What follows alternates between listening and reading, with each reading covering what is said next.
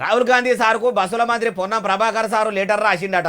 Rahul Gandhi sir కూడా పొన్నం సార్కు తిరుగుటపావు పంపిండట. అవి అట్లా మస్తు మంది లీడర్లు పెద్ద లీడర్లకు కారట్లు వేస్తారు. మళ్ళా వాళ్ళు కూడా ఉల్టా ఉత్తరాలు రాసి పంపిస్తారు. ఇలా అంత చెప్పుకోవాల్సిన ముచ్చట ఏమున్నదంటే ఉన్నది చూడండి.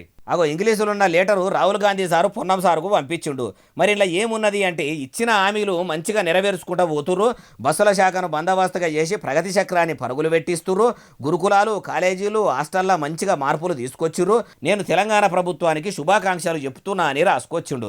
బస్సులు అంటే పేరుకు నడుస్తున్నాయి, కొన్ని దగ్గరలో బస్సులు దాల్తలేవని ప్రయాణికులు ప్రభుత్వాన్ని అడిగి కడిగి పారేస్తుంటే ఆ ముచ్చట రాహుల్ గాంధీ సార్ దాకా ఓనట్టున్నది. ఇక హాస్టళ్లు చూడసక్కదనంగా నడుస్తున్నాయట.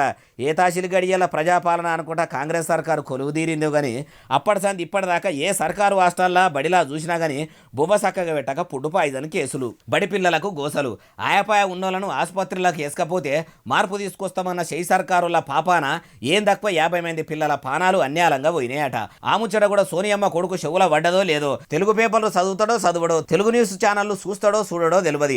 6 గ్యారెంటీలు అమలుగాక రాష్ట్ర ప్రజలు మొత్తం తుంటెత్తేసి ముద్దెత్తుకున్నట్టు అయ్యిందని బాధపడుతుంటే శుభాకాంక్షలు చెప్పి అభినందనలు చెప్పాలని ఎట్లా అనిపించిందో రాహుల్ సార్కు ఏమో ఆయనకే తెలవాలే అన్నట్టు. ఇంకో ముచ్చట ఏందంటే ఈ కారటైతే వేసిండు. ఇలా ముఖ్యమంత్రి రేవంత్ సార్ పేరు రాసుడు మర్చిపోయిండంటే సీఎం సార్ రాహుల్ గాంధీ సార్ను పట్టించుకుంటలేడా అనుకుంటా ఈ లేఖను సోషల్ మీడియాలో చక్కెర వచ్చేటట్టు చెడదింపుకుంటా వైరల్ చేస్తుర్రు.